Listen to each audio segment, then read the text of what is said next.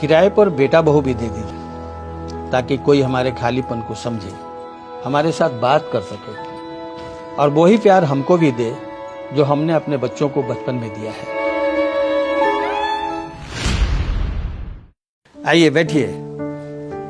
आपका अंतिम संस्कार का ऐड देखे थे, सोचे बैठकर ही बात कर लेते हैं। कोई नहीं सर, यही तो हमारा काम है।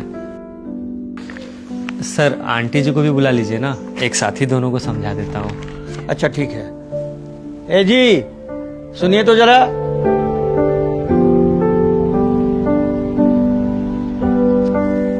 नमस्ते आंटी जी, आइए बैठिए। सर हमारी कंपनी वो करवा रही है जो आजकल बेटा बेटी या रिश्तेदार को भी करवाने की फुर्सत नहीं है, मतलब कि दाह संस्कार या फिर कह लीजिए अंतिम संस्कार।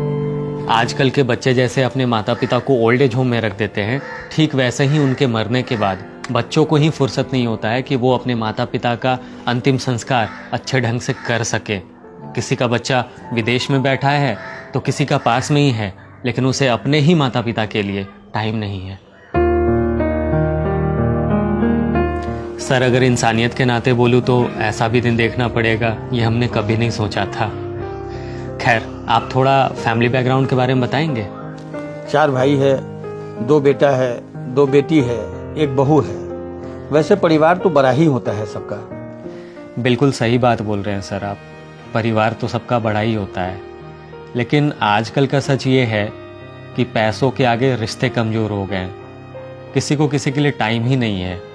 कोई अपने घमंड में ही चूर है तो कोई झुकना नहीं चाहता। किसी को एक दूसरे से मतलब नहीं है तो कोई बिन बात ही मुंह फुलाए बैठा है। आजकल लोग रिश्तों को छोटी छोटी बातों पे जितना जल्दी ख़राब करना पसंद करते हैं, उतना जल्दी मिल बैठ करके बात करके सुलझाना नहीं चाहते हैं।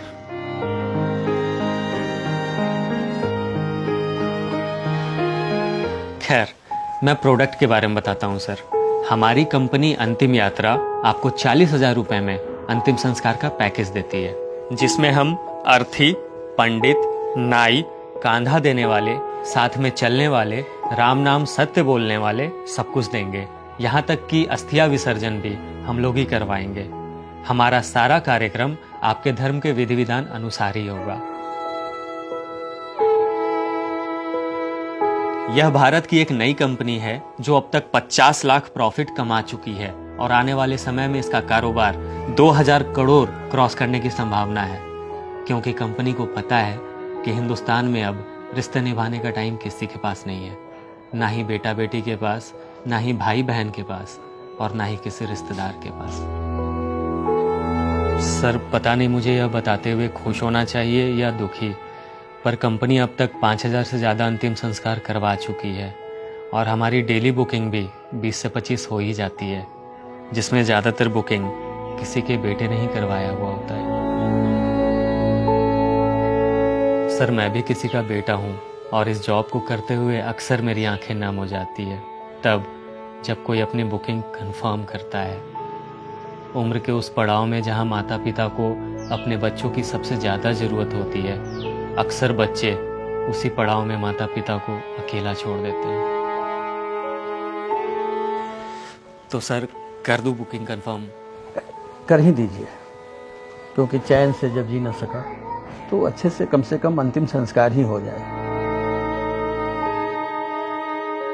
आप अंतिम संस्कार तो करवाएंगे, पर जीते जी जो पल पल मरना होता है उसका भी कोई इंतजाम है क्या? किराए पर बेटा बहू भी दे दीजिए ताकि कोई हमारे खालीपन को समझे, हमारे साथ बात कर सके और वही प्यार हमको भी दे जो हमने अपने बच्चों को बचपन में दिया है।